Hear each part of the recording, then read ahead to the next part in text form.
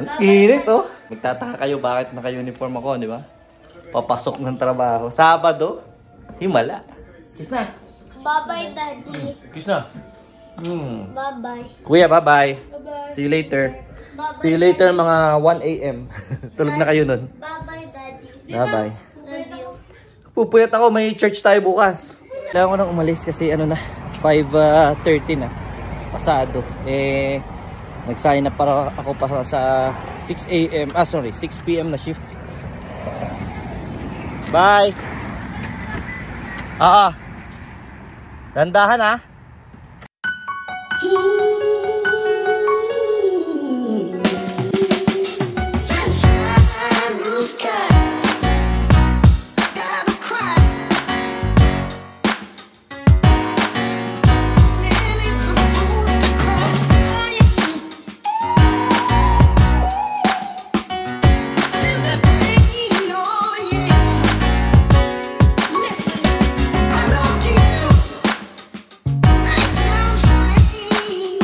Yun nga ano, Saturday overtime itong papasukan ko ngayon.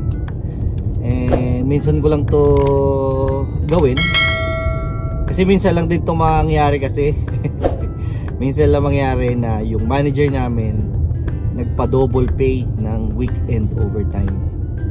So dahil nga sobrang busy sa trabaho ngayon at walang masyadong nag-overtime ng lalo na mga weekends, naisip niya na ipa-double pay itong weekends kasi sobrang busy yata talaga itong darating na week na to sa trabaho. So makikita nyo naman dito sa mukha ko sobrang liwanag, sobrang ganda ng liwanag kasi napakaganda na talaga ng panahon, nakakasaya kasi positive 10, positive 11, ganyan na yung temperature namin dito, no? Positive 10 or 11, ganyan. Pataas na ng pataas sa mga darating pang araw. So yun, may balik ko doon. Sobrang busy nga sa trabaho namin ngayon and kailangan talaga nila na mag-overtime kasi meron kaming accounts na gusto na nila mag 24/7 7 days a week, 24 hours a day. Kumbaga gusto na nilang mag-deliver ng mga products, magdala ng products ng 24/7. So pag nangyari yon, bali-balita ako lang sa company namin, parang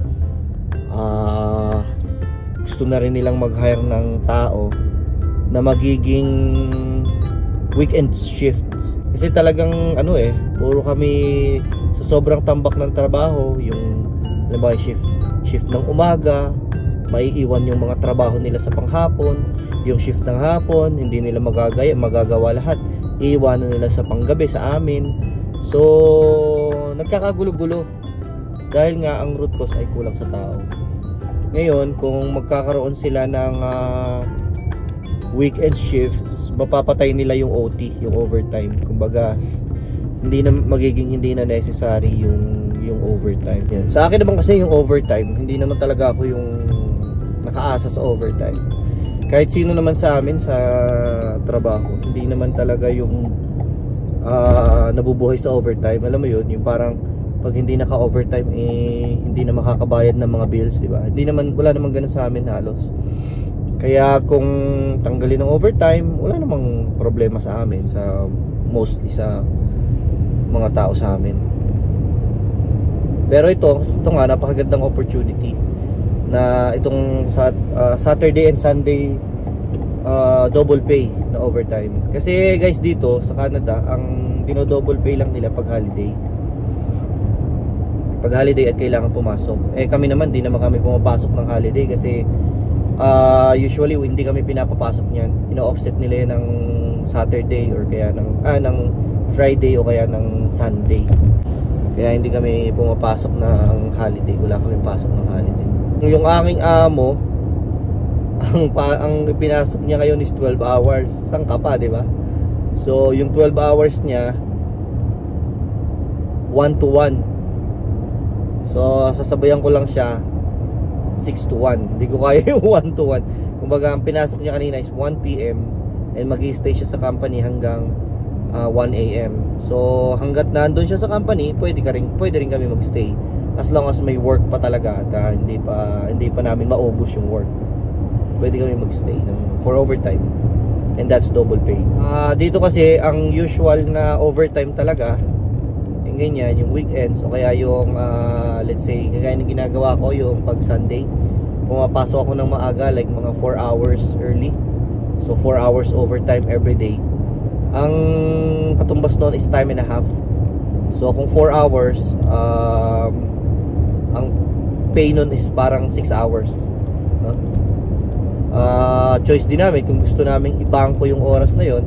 Pag ibinangko namin yung 4 hours na yon, magiging 6 hours siya yun. Pero ito iba nga to, double pay. Kaya hindi ko na ibabangko to, sahurin ko na lang. Sipin nyo na lang yung 12 hours na OT ng boss ko, no?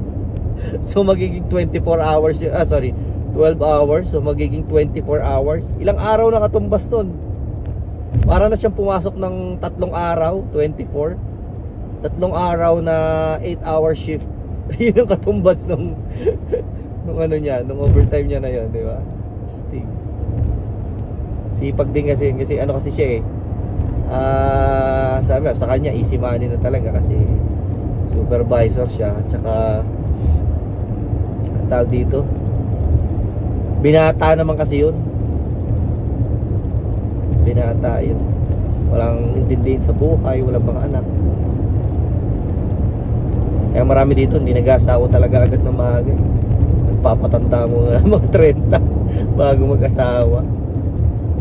Sinusulit nila yung prime nila eh, na malakas silang tumrabaho, tambak ang overtime, tambak din yung tax na binabayaran. Sobrang laki ng tax nila. Grabe. Kasi kagaya nung last year niya, umabot siya ng sa dami ng overtime niya, parang ang gross niya for 2023 umabot yata ng kulang-kulang 80,000 para sa sa lead hand. Kami mga operator, wala mahihina lang kami, or sakto lang makakabuhay ng pamilya, mamumuhay ng hindi magarbo pero nabibili naman yung kailangan at yung gusto. Yun lang naman ang ating dito. Tapos ayun pa, isa nga palang update. Kaya para sobrang ganda at sobrang positibo ng araw na to sa akin. Kasi yesterday nga nagsimula na ako ng physiotherapy. Kasi nga after nung last check-up ko, sinabihan ako ng doktor ko na kailangan ko nga daw na magpa-physio. Kasi hindi nag-improve talaga hindi ako nakakabalik sa 100% na condition ko before the accident. So yun nga, sakop pa rin ito pala ng WCB. And then kahapon sinimulan nga yung mga procedure ang sarap. Masakit na masarap. Yun nga yung sabi ko dun sa last vlog, di ba? Masakit na masarap. And ngayon, Saturday, pagising ko ibang-iba. Ang sarap ng gising ko, hindi na ganun ka-stiff yung likod ko. Sabi ko kung magtutuloy-tuloy itong session na to sa physiotherapy, tingin ko siguro bago ko matapos ang 1 buwan, siguradong masarap, maganda na yung condition ko, halos almost back to normal na to. Very positive ako. Kasi ang session 3 times a week, diba? Saan ka pa? So saan ka makakahanap ng 3 times a week na imamassage ka, kukuryentehin ka, diba? Kung ano-anong gagawin sa likod mo para bumalik sa dati na wala kang babayaran, diba? Kasi ito nga ay sagot ng WCB o yung Workers Compensation Board. Malapit na ako dito sa trabaho. So yun lang guys, may kasing kwentuhan. Kaya Sabado ngayon at ako'y papunta sa overtime. Sulitin lang hanggat meron, dahil kung mag-hire na nga sila ng mga tao to work on weekends, malamang itong mga overtime na to mawawala na rin to. Ay nako, ganda ng araw talaga. Dito na tayo sa trabaho, parang mga 7 kotse yung nakita ko dito. So malamang mga 7 kami nandito ngayon sa company. Overtime Saturday. 2,000 years later. Tapos na ang overtime. Pero 5 hours lang. Hindi na rin masama. Nagyaya na rin kasi yung mga amo ko umuwi. Eh kasi hindi mo maaga sila dito nagsimula eh. Parang mga 1 AM to 1 PM 2 PM nandito na sila, kaya pagod na rin. Yung trabahong pinagawa sa amin hindi naman mabigat, kaya lang babad sa freezer. Halos walang labasan, kaya siguro napagod na rin. Uwi na raw sila ng ng 11. Sabi ko naman wala namang problema. 5 hours, di ba? Kung nasa bahay lang ako noon, malamang nagsi-cellphone lang ako nanonood ng TV. So ipinasok mo 5 hours, 10 hours pa bayad, di ba? Talo ka pa ba doon? Tsaka ayun inuuhog na nga ako, sobrang lamig. So papaba na rin ako ngayon at uwi na. Doon sa bahay kisingan pa sila at aantayin daw ako. Siguradong kising na kising pa yung mga yun. Ito na nakalimutan. Yung sapatos ko nga pala pang freezer.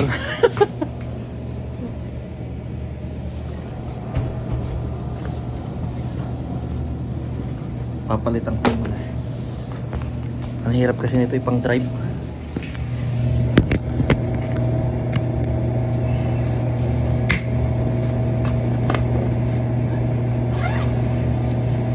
Napakabigat nito. Sobrang bigat. Ang hirap ipang maneho. Minsan ay uwi ko yan tapos gamit ko kotse. Ako, napakahirap umapak sa pedal kasi sobrang laki. Ganyan naman para nyo sa regular na sapatos. Laki, di ba? Racer lang ito ginagamit eh. Yeah, teko.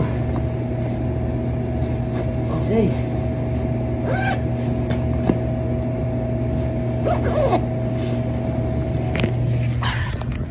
Alright, let's go. Uwi na. 11 PM. Araw-araw ito yung umpisa ng pasok ko eh. Ngayon uwi na. Tingnan nyo naman. Dalawa na lang kami operator na naiwan dito sa facility. Yung isang sasakyan na yun, hindi ko alam kung kanino yun. Ito lang talaga yung pumasok na operator. Kasi yung mga iba kanina nauna na umuwi. Nauna na silang umuwi. Maaga kasi silang nagsimula. Ako naman nung oras na 6 na ako nagsimula. Walang katao-tao. Kaya pala kami pinapasok at bakit maraming trabaho kasi may bago silang ina-eksperimento Kaya yung mga paleta, yung mga products namin, nire-relocate namin ang nire-relocate sa loob ng freezer. Yun. Start muna tayo. Yun, para may liwanag.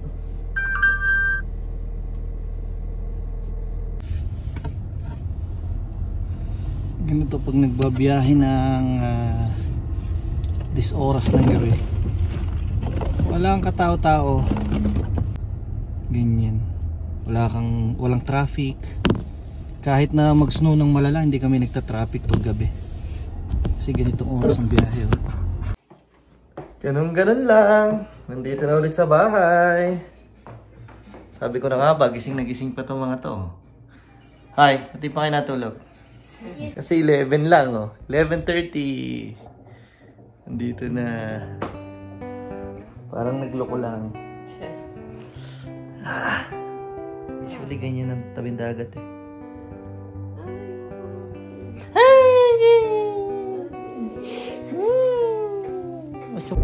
So yun lamang at maraming salamat sa pagsama.